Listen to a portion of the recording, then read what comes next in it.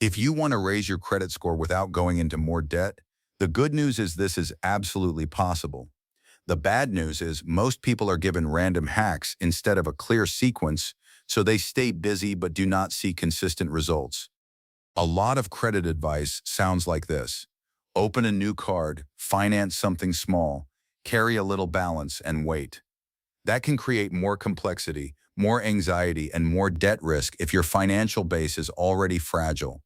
So in this video, I am giving you a practical order of moves to improve your credit profile using discipline and structure, not more borrowing, no gimmicks, no magic score jumps overnight, and no pretending your life is a spreadsheet. Quick disclaimer before we start, this is educational content, not personal financial advice.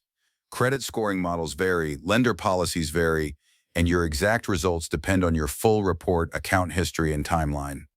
First, understand what a credit score is actually measuring. It is not measuring your self-worth, and it is not measuring your intelligence. It is a risk score that predicts how likely you are to repay as agreed. For most common scoring models, payment history and utilization carry major weight, while factors like account age, new credit activity, and credit mix also matter. That means behavior over time matters more than one clever trick. The first principle is this: clean behavior beats clever behavior. If your plan relies on hacks but your payment pattern is inconsistent, your score will stay unstable. If your behavior is clean and repeatable, scores usually improve over time. Step 0 is to freeze new borrowing unless there is a critical reason. Do not open random accounts just to feel like you are doing something. New applications can add inquiries and reduce average account age. Step 1 is to pull your credit reports from all major bureaus and review them line by line. Do not optimize what you have not inspected. You need a clear baseline before you decide what to fix first.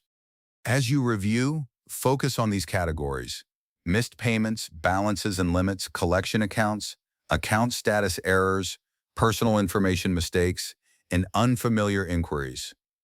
Accuracy is not optional when scores are data-driven. Step 2 is dispute factual errors immediately and keep documentation organized. If an account is reported incorrectly, challenge it through the proper channels and track every submission date, response window, and outcome. Many people skip this because it feels administrative, but inaccurate negative data can hold your score down for months or years if left untouched.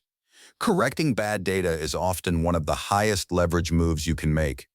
Step 3 is payment certainty. Set minimum autopay on every active account to avoid accidental late payments. One avoidable 30-day late can cost far more than the convenience you thought you were gaining by paying manually. Then set a weekly check-in to confirm payments posted correctly.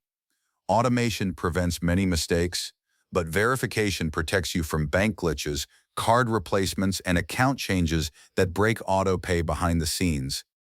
Step 4 is due date architecture.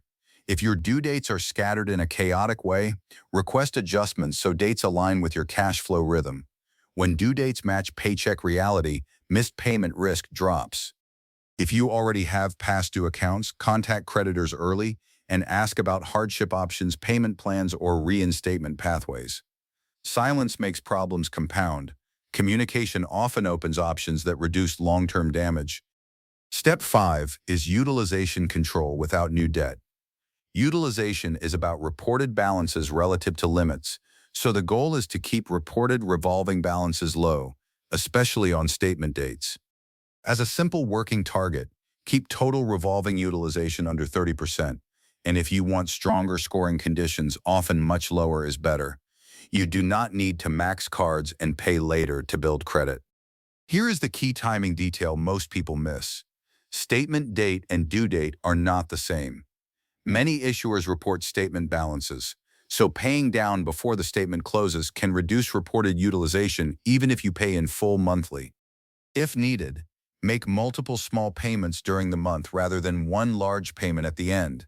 This is a cash flow-friendly way to keep balances from reporting too high while still avoiding interest by paying in full. Step 6 is account age protection. In most cases, keep older accounts open if they are not harming you, because older accounts can help average age and available credit profile over time. Closing a long-standing card can reduce available credit and increase utilization percentage instantly, even if your spending stayed the same. That can create a score drop that feels confusing if you did not expect the math. If an old card has an annual fee you cannot justify, ask about a product change or downgrade path before closing. Sometimes you can preserve account history while reducing cost. Step 7 is inquiry discipline. Every credit application should be intentional, not emotional.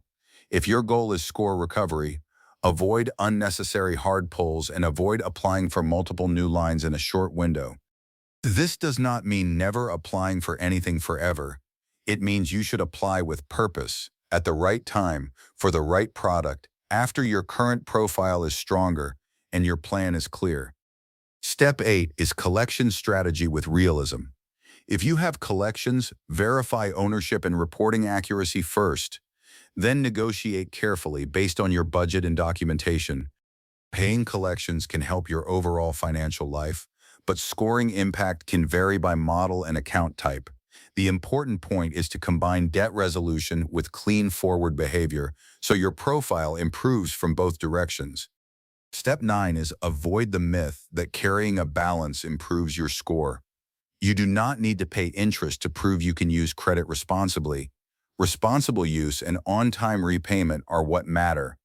If you use cards for normal spending, pay strategically and consistently. The goal is to show controlled usage and reliable repayment, not to manufacture debt as a credit-building exercise. Step 10 is protect your progress with an emergency buffer. Without even a small cash cushion, one surprise expense can push you into late payments or high utilization, undoing months of disciplined work. Start with a realistic micro-buffer target and grow it gradually. Financial stability and credit stability are connected.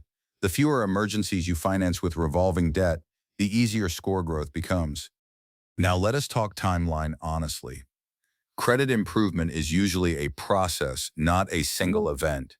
You may see movement in 1 to 3 billing cycles for utilization changes, while deeper recovery from late payments takes longer. That delay is frustrating, but it does not mean your strategy is failing.